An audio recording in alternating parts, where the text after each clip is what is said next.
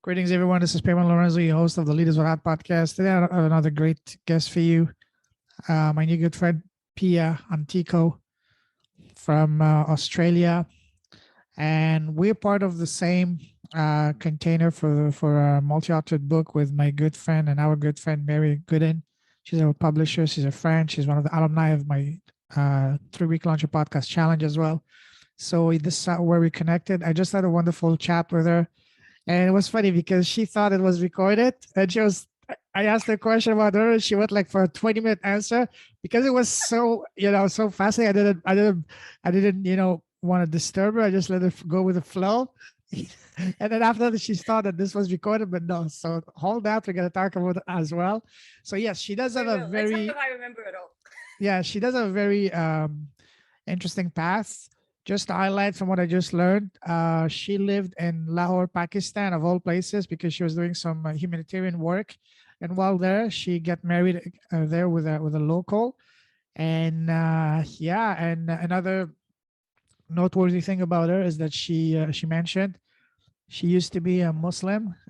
She converted to Islam about 10 years ago, and now she left it about a year or so as part of her spiritual awakening, if that understand it correctly.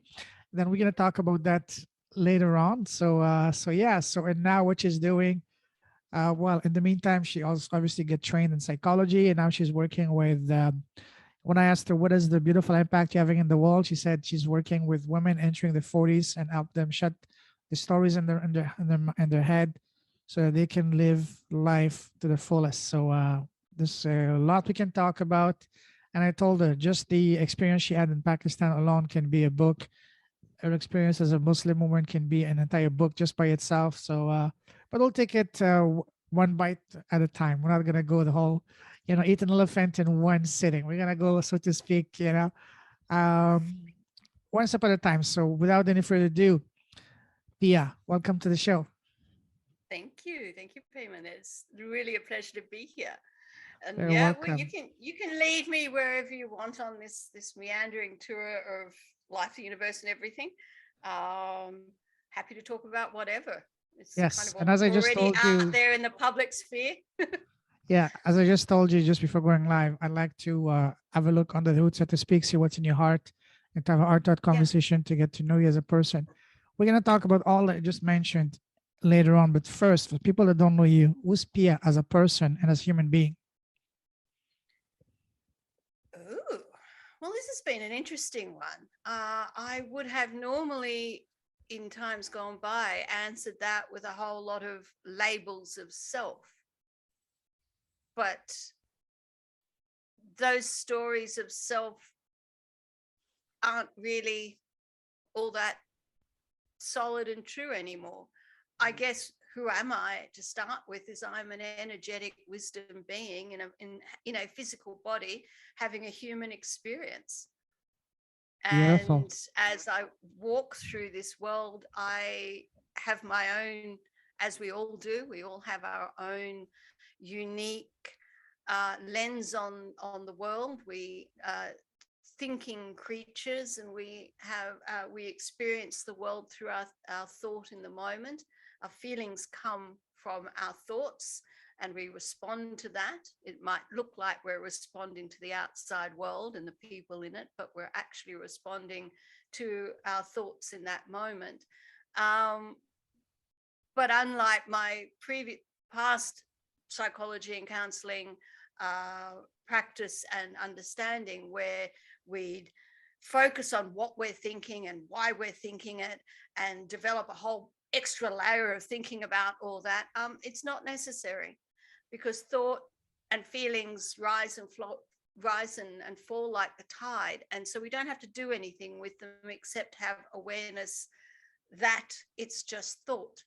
And with that, it allows you to be the chameleon that we actually all are. We are whatever we say we are. So who am I now?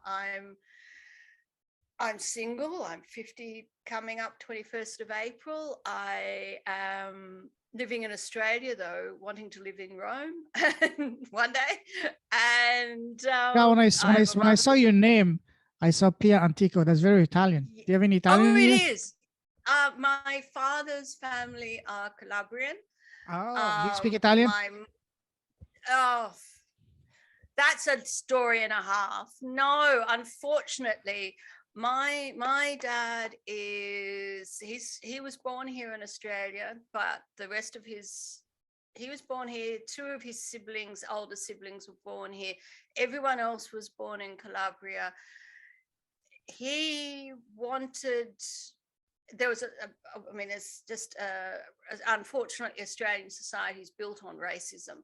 And so in 1936, when he was born here and then growing up here, the height of racism towards Southern, Italians and Greeks and that. So, yeah, he married an Irish Australian girl, my mum. And though she wanted the Italian lifestyle, he wanted the anglicized lifestyle. So I didn't grow up bilingual, cursing it to the day I die, because I'm constantly trying to learn other languages, and Australia is English speaking only. So it's just, unless you are born into it and you really hear it around you, everything is structured towards English. And so unfortunately, second language learning was never really my forte, and I've tried. But I am trying Italian again on Duolingo. So Yes. it's all part of the dream. I'm going to learn it. I'm going to speak it, and I'm going to have my villa in Rome. This is going to happen eventually. Beautiful. One advice I can give you is, because I learned Italian without taking a single lesson, just by finding something I truly love about Italian culture, which was for me football and the music. So music helped me a Yes. lot learning. So what I'm Yes. saying is, find a reason that you're deeply passionate to learn a language. And this way you won't even need a teacher or a school. And that applies to pretty much anything in life. Yes. Yes. I love my Italian dramas. At the moment, I'm watching a medical drama on SBS called Doc. Okay. Italian drama, brilliant. And yeah, it's wonderful. And it's great I can hear a lot more words, which is brilliant. Yeah. All right. The Awesome. problem is when someone says something to you and you've got to respond, or you Yeah. have a phrase and you say it, and then they start talking back at you, and you're just like, hang on, a bit more than I can All right. Sounds handle. good. All right. Now I'd like to ask you a series of rapid fire questions to get to Okay. further know you. So rapid fire, short Rapid answers. fire. Yes. What makes you happy? Well, I am happy, but joy is our eternal nature. So I myself make me happy. That's pretty much it. It's not the world; it's how I see it that makes me Beautiful. happy. Beautiful. Now, what makes you smile? Ooh, well, just the thought that I can be happy at any time at my own thing, at my own sense of being is happy. And when I think about that, that makes me smile. So Beautiful. there you go. What makes your soul come alive in a good way? Well, this kind of thing, talking life, universe, and everything, really. Oh, yes. Okay. Yes. On the other side of the spectrum, what makes you sad and angry? Well, the same thing. It's thinking in the moment. So if I'm sad or angry, it is because I'm having some thinking momentarily that is saying that something isn't the way I expect it to be. And that is the cause of my own unhappiness. And equally, it's the cause of my own happiness. It's not the people and the events in the world that make us happy or sad, but that we think it. What scares you? Well, again, thought. It's always thought. It comes back to thought in the moment. Yes. That being said, I really don't like spiders, I was and about to say that. and I don't cope with heights, I must admit. So you're not going to get me scaling Mount Everest or anything like that. Oh, okay. Okay. Yeah. Now, what would you say is your number one personal superpower? Well, in the old days, because I would have said intellect, and though I am intelligent, it's no longer, I don't no longer see that as a superpower. It gets in the way of being intuitive. So I would now say my ability to tap into my inner wisdom is Beautiful. my superpower. Yeah. Beautiful. Now, let's talk about traveling. What was the Mm. first trip you took? Ooh, very first trip, I guess, would be as an infant. I got taken to Fiji. Oh, wow. I know. I don't remember it at all, but there's photos, so it proves I was there, I guess. But the trip that I did that was mine that I create. I mean, unfortunately, I have unrequited wanderlust. I've never. I wish to travel the world, just haven't had the resources to do so to quite the degree that one would want. But that's another story, and that will change. It will. But Well, let's indeed. see. Uh, I was in. I cannot believe the time has gone by with this one. But my first trip as a young adult was to Italy. Ah, And I was 22 at the time. So we're going back 30 odd years now. Yeah, 22, 22, 25. Oh, God, I can't do my math in my head. But hey, if I'm 25, 27 years ago. And then, and I just loved it. I love that trip so much. And it was almost like it was yesterday. So I'm dying to get back again. I've done Spain and I've done Morocco and I have lived in Pakistan. wow. Now that is the one that really, caught my attention of all places. So tell us about Pakistan. What took you there and all that? Well, I was finishing my master's degree in community development and was having a midlife career change for a moment, away from psychology, away from away from psychology and independent individual transformation to social structural transformation and change. And I guess for me, it's always been a tension between the two. And so I had an opportunity to go across and do an internship with a development agency over there. And while I was there, a connection that I had made turned into marriage, and Wow. was I was there in that marriage for I guess 3 years, three going on 4 years, and I got pregnant twice, and I miscarried twice, and got rather very sick as well, unfortunately. And in the end, the marriage was very difficult, and I couldn't. My health was deteriorating rapidly, so I found myself having to exit and head Mhm. back to Australia. So that's what I did, What made you and that choose? was So when you were looking at opportunities to go abroad and do humanitarian work, what yeah. made you choose Pakistan over any other countries? You know what? I don't believe that I actively chose it in the sense of an opportunity arose, so I took it. It Beautiful. was one of those, and I think I've lived most of my life So when you announced that to your like family, when you announced that to your family before going there, what was the reaction? I'm sure it must have been, that. are you out of your mind?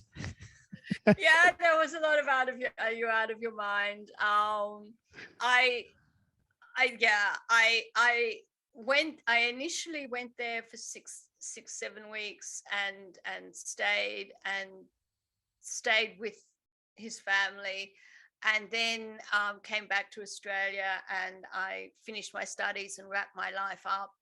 And so there was a bit of time in between.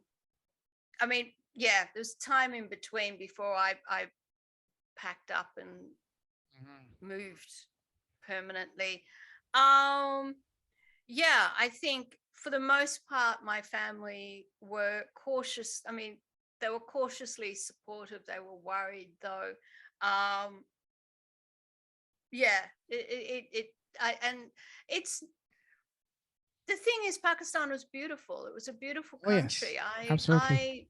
I just really, I desperately wanted to make it to Hunza Valley up north. It never happened, unfortunately. But I watched my ex-husband was in TV and media and filmmaking, and one of his mates was from uni, was from Hunza, and he did the most beautiful documentaries, short documentaries in the region, and I still to this day love one in particular of his uh, short films, and it's yeah, I just so much wanted to make it up there, and it never happened, unfortunately. But look, Pakistan is beautiful. It's a beautiful country, in its in its architecture, in the colors, in the natural wonders.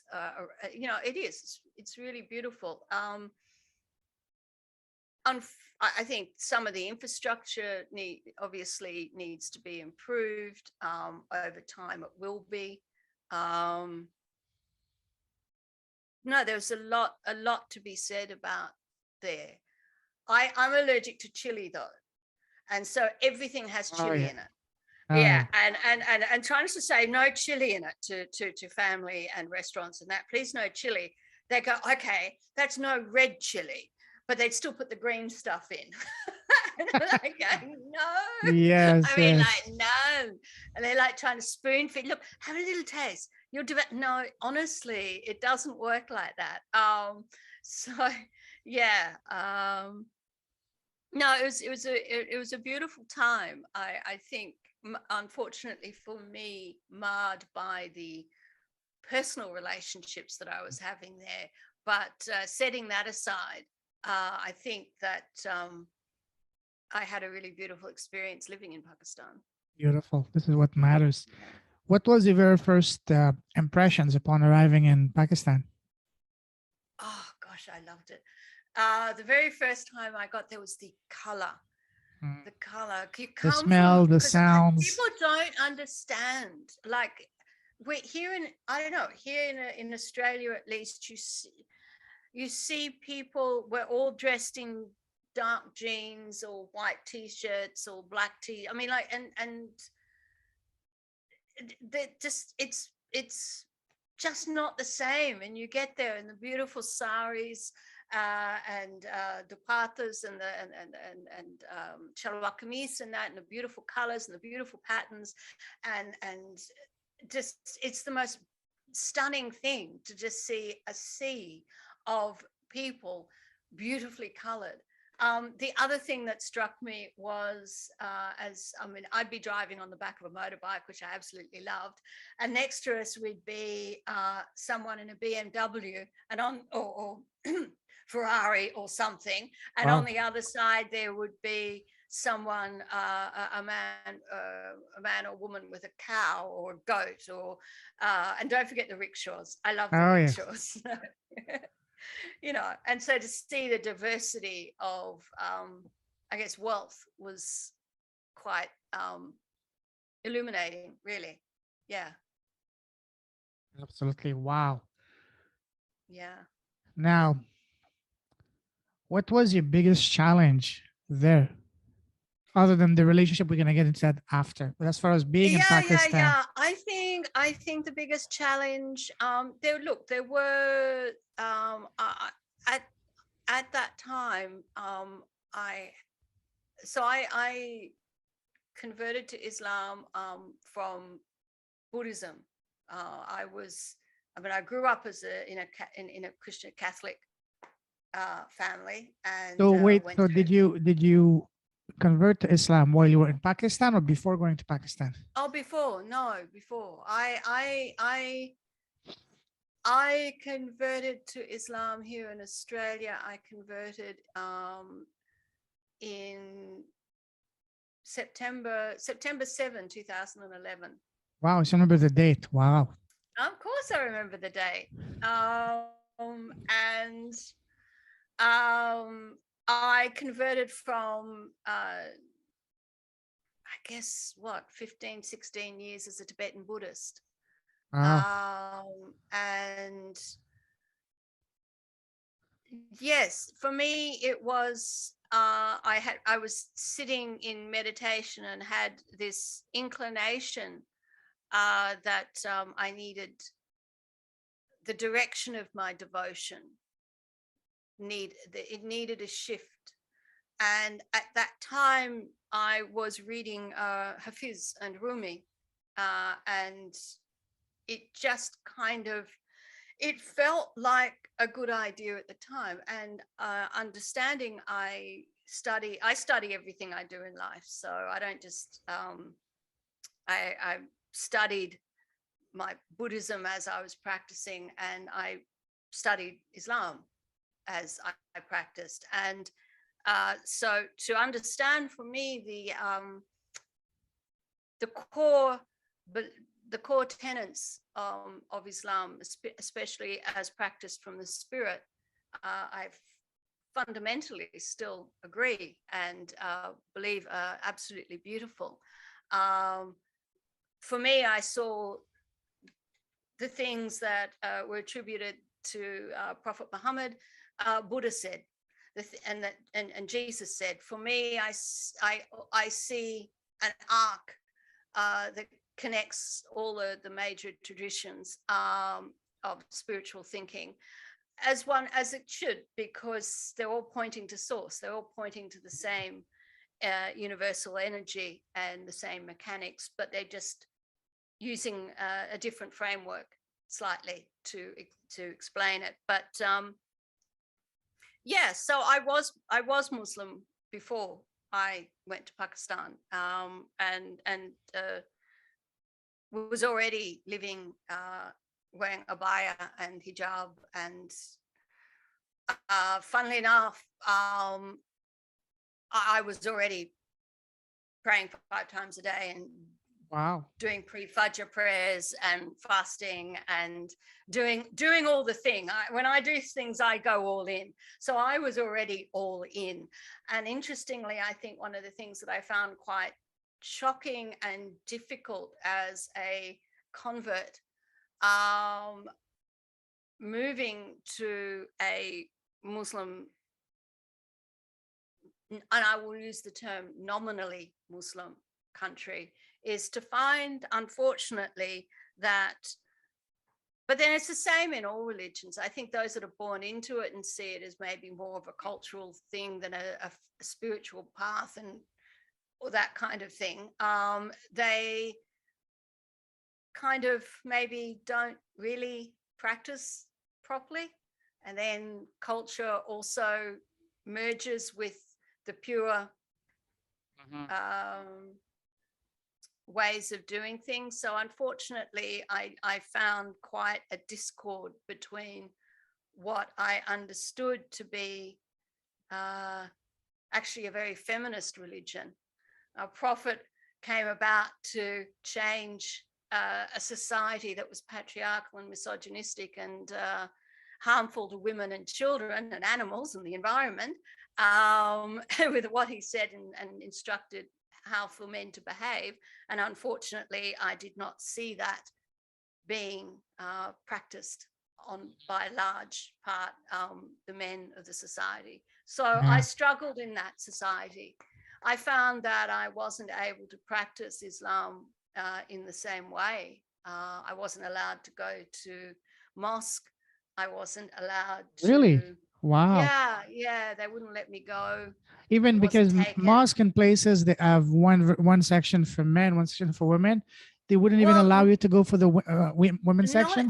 Funnily enough, this is what's really interesting. I feel like in Western countries, the Islamic centers are built a bit more mindfully, and certainly have gotten better with that over the years, where they are providing women spaces, and in fact not putting them in the attic or the cellar, but actually making them. Been in plenty of Islamic centers where the women's section is like a cupboard. But Wow. that's another story, and that's here Yes. and there. But there it was very much, unfortunately, a cultural belief Yes. that, Yes. and that's it. And so they dress up the cultural belief as an Islamic belief, as an Islamic ruling, and it's not. And so trying to explain that to them got me into a lot of trouble Yes. at This times, is because also you. I'm very outspoken, and I was constantly rattling cages to go, no, this isn't what Islam says. This is what your culture says. Exactly. Make a You difference know, between culture and religion. yeah, Yes. but when it's so interspersed and there's a purpose for it, then yeah, it was a fight that I decided wasn't worth No. fighting anymore for me. And so for me, leaving Islam was not so much, it wasn't because I saw no value uh in the tradition. Mhm. I was, when I came back to Australia, I was still Muslim for at least another 4 years, but after coming back. But in the end, for me, I just felt that it was one of a number of traditions. So I have a kind of a hybrid path now where I practice Buddhism again. I return to my Buddhist practice. I intersperse that with Wiccan pre-Christianity, the divine feminine practices, and also Sufism is still there informing me as well. So, Mhm. but I choose to just it's not about looking a certain way or belonging to a certain group anymore. Yeah, wow, what a fascinating journey. Yeah, So, which is fine by me. how was it challenging to adapt from a Western diet to a Muslim one, especially giving up pork and alcohol, for example? Oh, that wasn't hard. Hmm. No, I mean, I wasn't a big pork eater anyway. God, no. Okay. I mean, I was vegetarian at that. I mean, Okay. maybe well, what they'd say pescatarian. I guess I would eat Okay. fish every so often, but largely I was vegetarian. Um, I wasn't drinking alcohol anyway. I Okay. had sustained a massive head injury in 2000. I was 28 at the time. I was run over at 100 kilometers an hour. I sustained a massive head injury.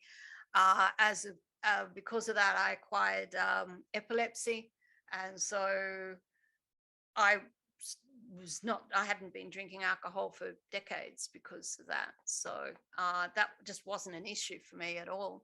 The diet that was an issue was the maybe never understood breaking fast in Ramadan in the heat of Pakistan with fried food. Never got it. Never got Yes. it. Yes. Yes. Yes. And the chili, that everything had Uh, chili in it. And I'm allergic to chili. So trying to mhm. explain green chili is still chili. Yes, you have to be clear. So Yes. somehow that just was too difficult for them to get. But there were what you call foreign supermarkets Oh, in really? Wow.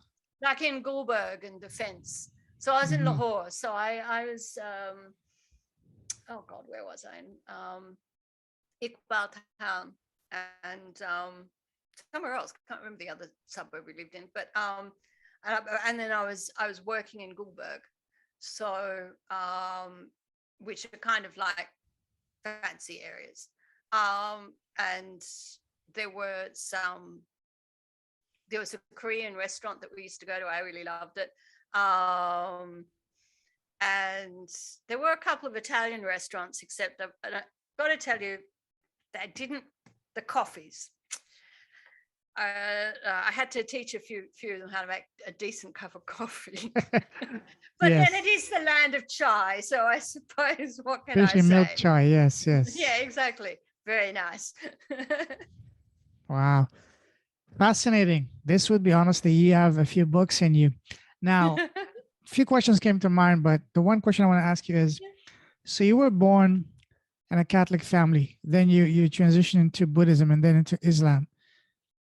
What would you Yes. say has been, have you noticed any similarities between all three of them? Yes. Yes. Absolutely. Um, so yeah. So my foray. So yeah, born into a Catholic family, went to an all girls Catholic convent school. I guess I was maybe 12 or 13 when I started to study history and the impact of the Christian church and colonialism and all the stuff, and then starting to learn about the Inquisitions, and then scratching the surface and understanding about the witch burnings, and understanding what that really was about was the erasure of women in positions of leadership pre-Christianity. So prior to coming into Buddhism, I actually was um, looking at the pre-Christian pagan pagan and Wiccan traditions, and have always held on to some of that along the way. I guess what I had me not stick with them fully is my simple understanding at the time of worship. It didn't make sense to worship the elements, but I understand now, full circle, back again, that it isn't about worshiping the elements. It's about understanding the as above, so below, that we are all, part of the universe, and the larger cycles of the universe play out in the cycles of womanhood. So hence for me, one of the biggest key differences of not being Muslim is is the following of the moon cycles. For me, the moon cycles are very much tied to the divine feminine, rather than an Islamic calendar that is talking about men's history. So that's an interesting one for me, that I feel closer to divine source following moon cycles that are reflecting of the divine feminine. Yeah. Absolutely. Wow, fascinating. And that my Buddhist practice is she's called Vajrayana, and I'm a Tibetan Buddhist Vajrayana practitioner, a form of tantric practitioner, but not in the way that is out there. It's tantric in the sense that you are taking the symbols of, again, using the term deities and things, but they're not deities. They are expressions of universal energy in form that we can understand, in a way more than when you just say formless. We still require, to some degree, most of us at least, something to visualize. So the deities are abilities to visualize, and when you understand the meaning of this and the symbolism of why they look the way they look and what they're holding and what they're doing, it's all part of the practice. And Vajrayana is the only Buddhist divine feminine deity that stands alone. She is not a consort. She is not in union with a male. So again, profoundly significant for me. Mhm. Now, you mentioned also that you've been married twice, right? Yes. So, I can't blame the second one on naivety like I could the first one. so the first, let me get this straight. The first one was in Yeah. Australia and the second one in Pakistan, or vice versa? Yeah. No. First one in Australia and second Okay. one in Pakistan. So I married an Australian, Anglo-Australian man.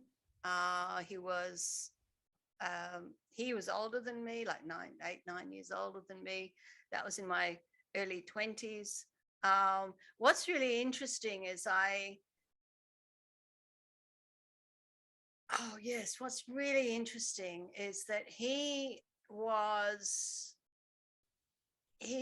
into he was a musician, and he was also, well, now what I understand is a kind of wannabe shaman.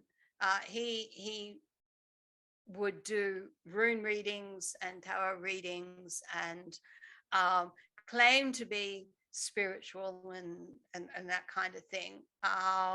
And so when I investigated the path and became Buddhist and was looking at other spiritual paths, he told me that I didn't have what it takes to go Oh on wow.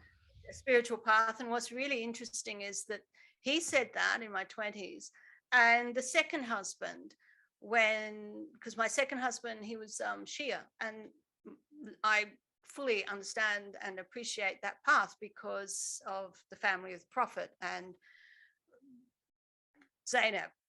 Sayyidah Zainab for me was, again, a righteous woman standing up against injustice and patriarchy. Loved her. But yeah, when I said that I wanted to go on the Sufi path and come back into an esoteric practice, he also said that I didn't have it, Oh wow. whatever that it was.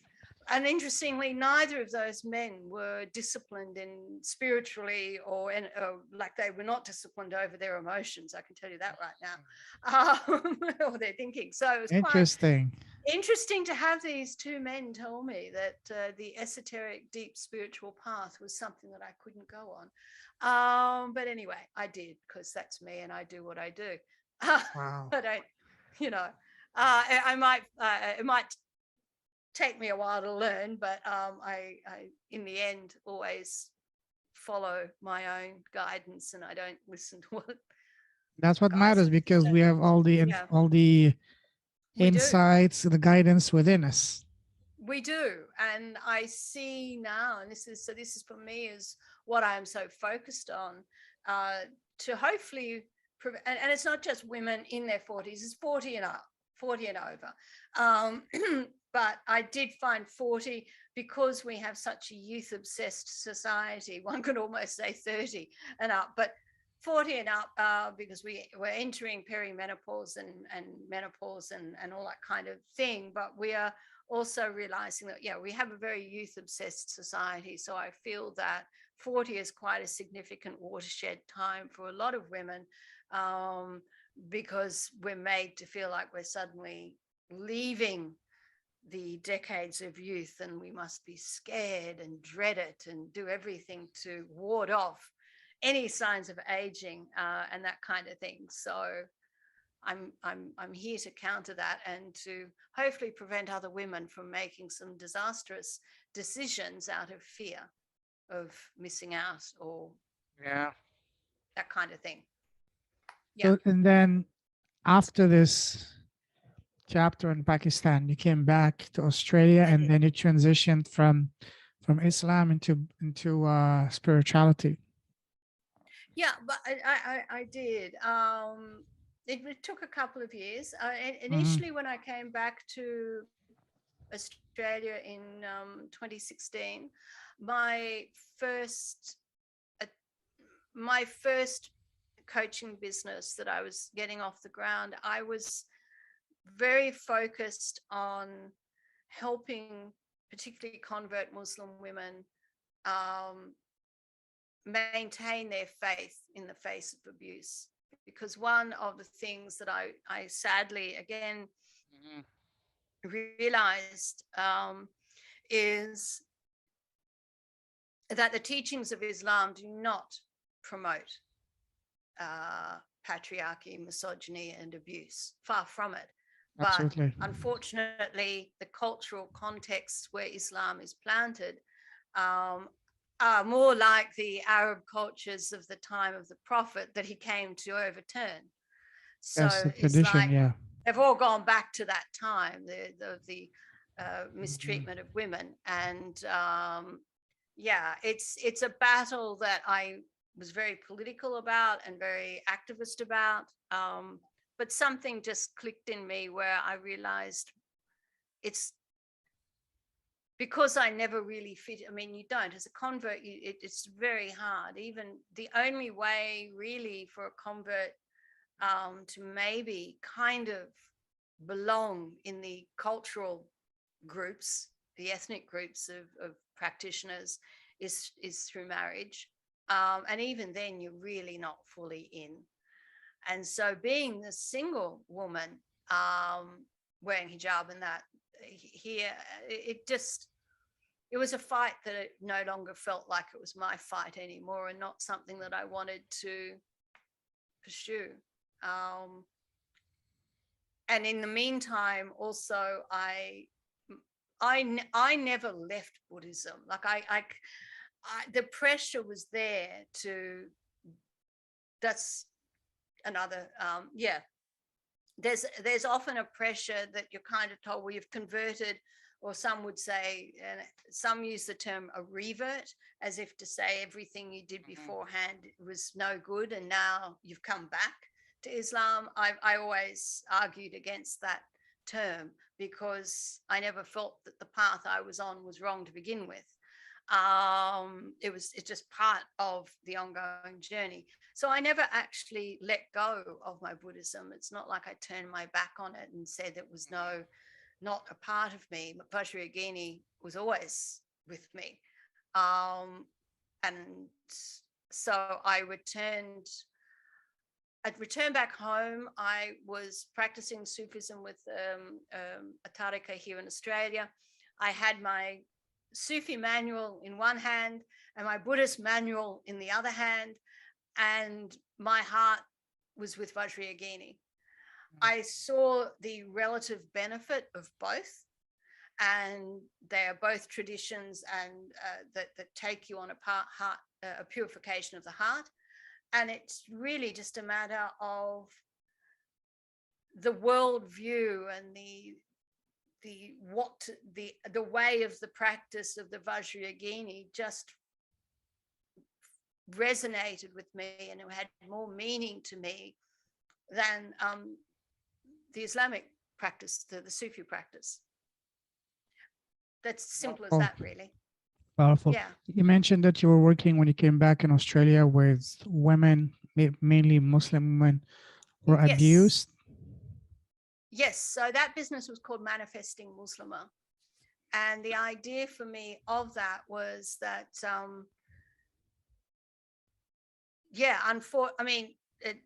no different to the frightening numbers of abuse of women in non-Muslim communities, which is frightening. Australia has one of the highest domestic violence statistics in the world. There's a woman murdered every week by her intimate partner. And that's what's reported. We all know that what's not reported is in far greater numbers. So yeah, we have a big problem here. But I guess the issue then, so the fact that it's happening in Muslim communities is not strange or anything. It's saddening though, because I do really feel that the teachings of Prophet Muhammad, and what is very clearly, I mean, there's often misread by Westerners as a critique of Islam, but the ayat or in the Quran pertaining to how to de-escalate violence in the family, and the misinterpretation of what they call the word strike. It's not that. But what it's actually asking for the men of the household to do is to refrain from acting in anger, because men are told to treat women and children and animals and the environment as caretakers of all that. They are told to treat it with respect and dignity and honor and kindness, all the rest of it. And unfortunately, I do feel that by the most part, that isn't happening.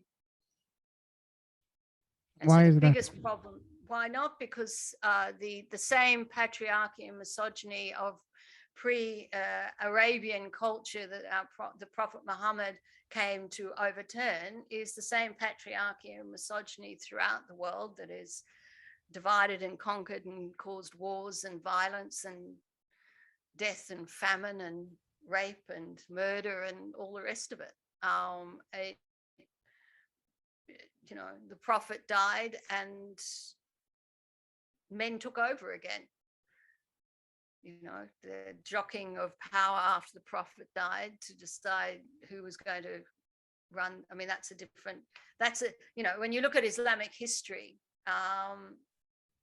after the prophet died and who took over and how they took over and all the rest of it, and some of that kind of, you understand that it all kind of went back to business as usual, patriarchy, misogyny.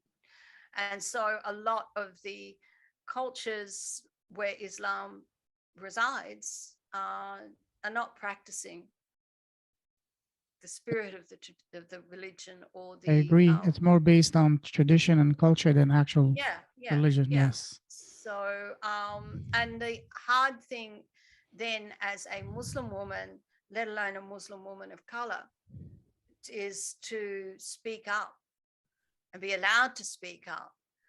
And then you're kind of double-edged sword. If you do speak up and say I'm being mistreated and abused, then those who are Islamophobic will say, well, that's the religion. So then you keep quiet because you don't want to tarnish and feed into that. But and then you end up losing your own path and your own solace in the religion and in the spiritual practice. So for me at the time, that felt both it was born out of activism, really. So yeah, but as I left the religion, for me, I left the religion and removed. For me, it's Essential Awakening Mentoring is my new business, and where I'm at with that is awakening to your own essence. We are all energy beings. We are all equipped with a universal wisdom essence. And if you want to overlay that with an architecture of a religious tradition or spiritual practice, go ahead, you can. But one is not more correct than the other. But I'm speaking to the wisdom that doesn't require you to label it in any particular way. Wow. And so I still have a lot of Muslim sisters following me. Really? Wow. Yeah, Do you still keep yeah. do you still keep ties in that community? You still do work, consulting, or anything with them? Largely online now. I think that was the other thing for me. Where I physically live in Australia, there is not the suburbs that I live and where I grew up and where I hang out, and not where the Muslims hang out. They're different. Do you think you would be able to do and have the same impact that you're having now in Australia if you had stayed in Pakistan? No, I think if I'd stayed in Pakistan, I'd be dead. Oh yes, I agree. I'd be dead, like literally dead, because I was really. He would have either killed me or family or the religious people around. Yes. No, yes. well, I was very. I think. I mean, because there's violence. He was violent, so I think that I would either not be here because of that. But I also got very sick, just probably from the stress and the anxiety, but I think also just the not acclimatizing to the microbes or whatever.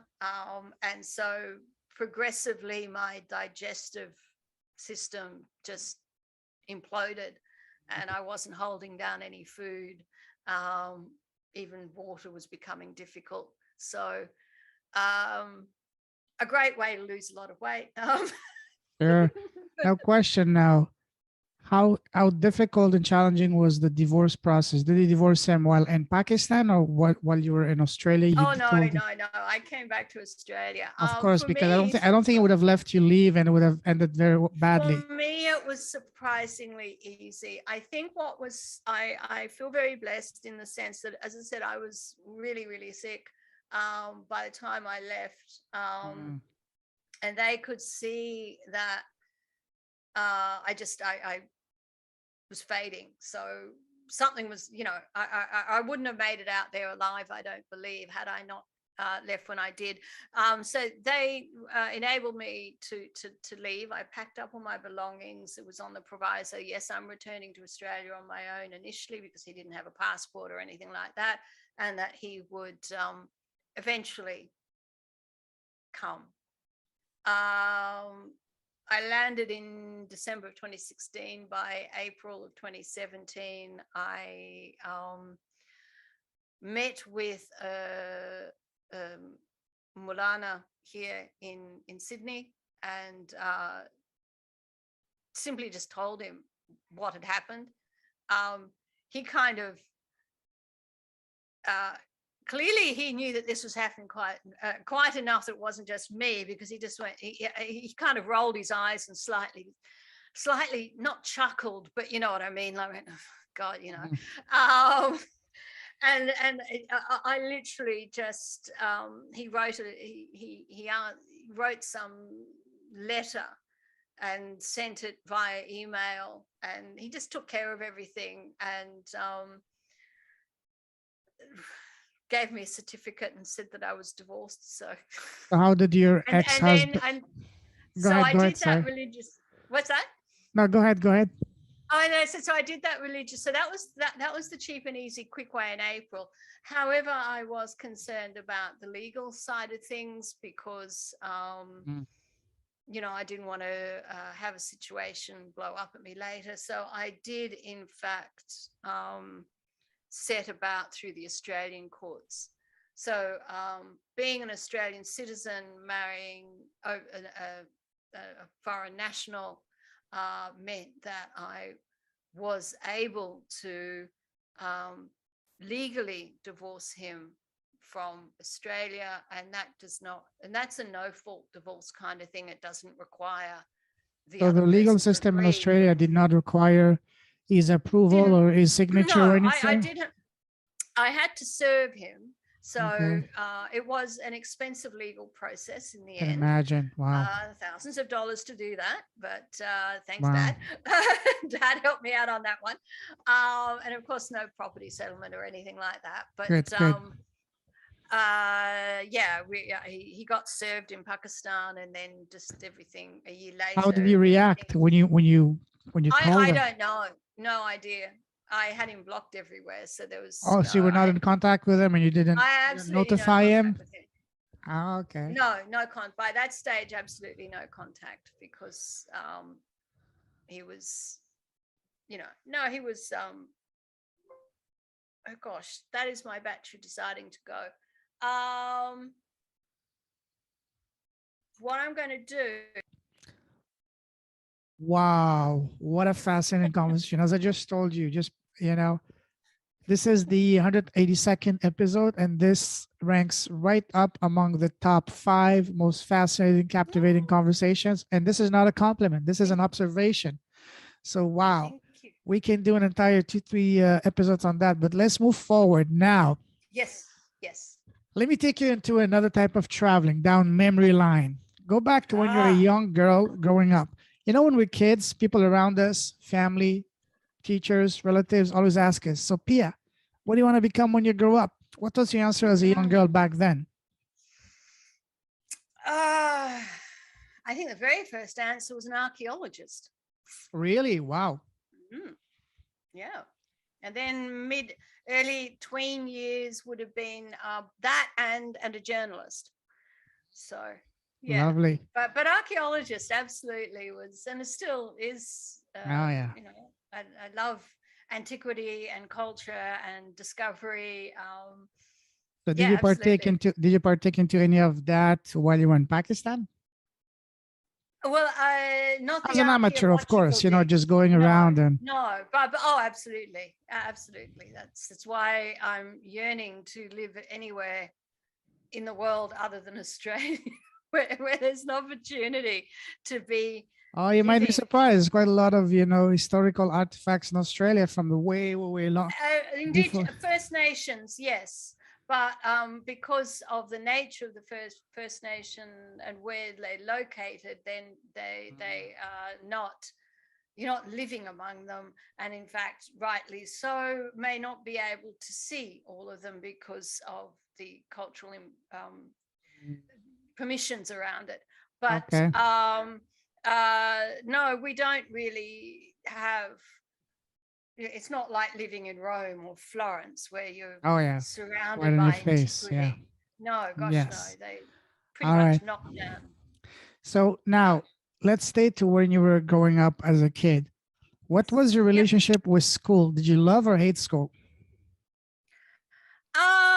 Always loved learning and reading. But no, I feel I struggled at school. I was a daydreamer. I didn't fit in to socially awkward. I didn't fit in to the groups and the group politic, whatever was going on.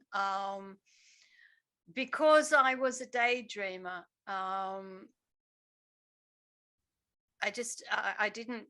I couldn't sort of buckle down, as they would say, to sort of the way that learning was presented. That being said, once I left school and entered university, I've done, I don't know, 4 university degrees. I've continued a Wow. life of learning. I'm constantly reading. I'm constantly learning.